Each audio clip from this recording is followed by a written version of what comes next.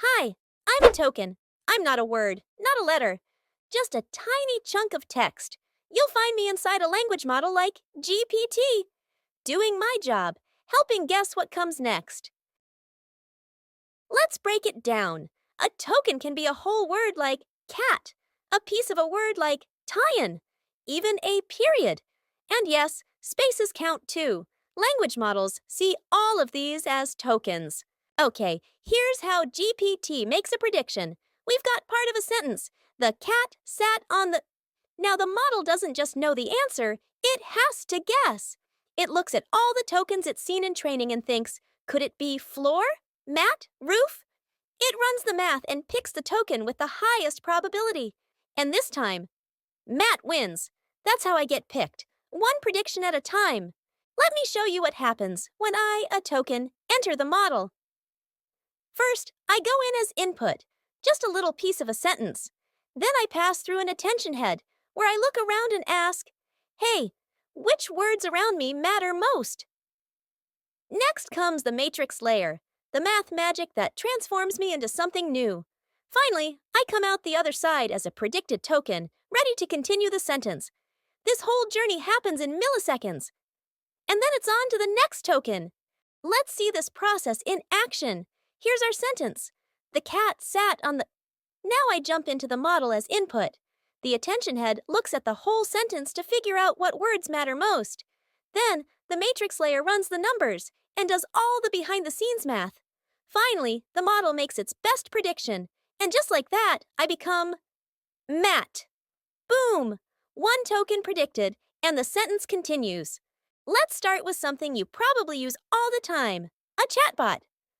When you ask a question, the model doesn't just spit out a full sentence. It builds the reply token by token, like little puzzle pieces falling into place. Each word, punctuation mark, and even the spaces between them are tokens. And guess what? That means I'm part of every reply you see. Now imagine you're using a translation app. When you type, the cat sat on the mat in English, the model turns it into tokens. Just like before. But then, it has to predict tokens in another language, based on patterns it learned during training. So it doesn't translate word for word. It uses me, tokens, to map meaning, context, and flow. Without us tokens working on both sides, there's no translation magic. You know, sometimes I wish I was more than just a token.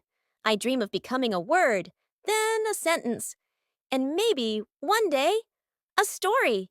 It all starts with me, a tiny piece of meaning. But when we tokens work together, we can create magic. LLMs don't just write stories, they write code too. When you ask AI to generate a Python script, it starts predicting tokens that look like code. It's not reading or running code. It's just seen so many examples that it predicts things like print, parentheses, quotation marks, all as tokens. That's how I help build apps, scripts, and even websites.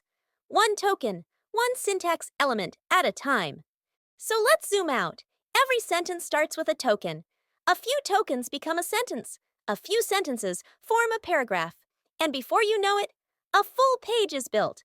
Whether it's an email, a research paper, or an AI-generated novel.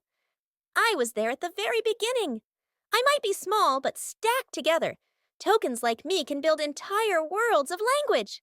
Every word you see in a chatbot, a translation app, or AI story, it's built one token at a time, like me.